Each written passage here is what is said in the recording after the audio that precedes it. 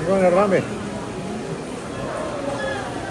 Ja, mutta se takapää mä näin yksi päivä, eilen kun se peräti oli, niin se ei ollut sitä pässipäätä, vaan oli semmoiset upeat isot kirjaimet rami. Siinä takana. Joo, nyt näin se. Joo, mä tiedän. Se oli hyvän näköinen. Sitten mä näin siinä yhdessä TV-sarjassa, mitä mä kattelin se Kaliforniasta ne rosvot, niin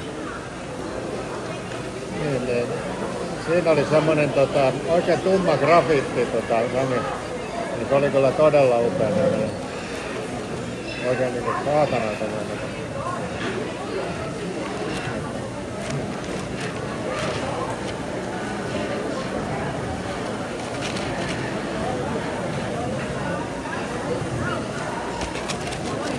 Nyt myydään alennuksella autoja, kun on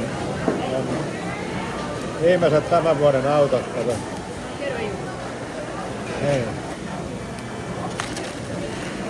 Niin, muutaman päivän päästä on 25 autot on kaikki vanhoja. Sen takia nyt myydään, niin just Ramikin mainostui nyt, niin tämän viikon on 20 000 alennus.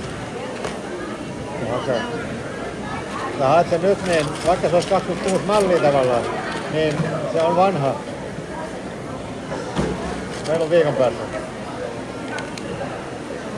Niin kuin vähän tiedätkö arvella. Ja Suomessa on sama juttu. Täällä se on vaan hinnan alennukset on aivan eri maata vielä täällä. Valtavia.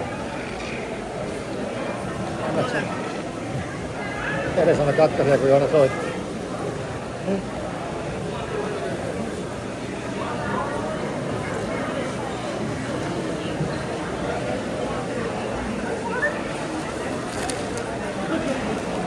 Onko kotia viedä?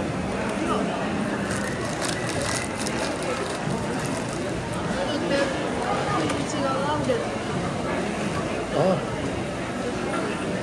Se tykkää näistä. Se on niin paljon.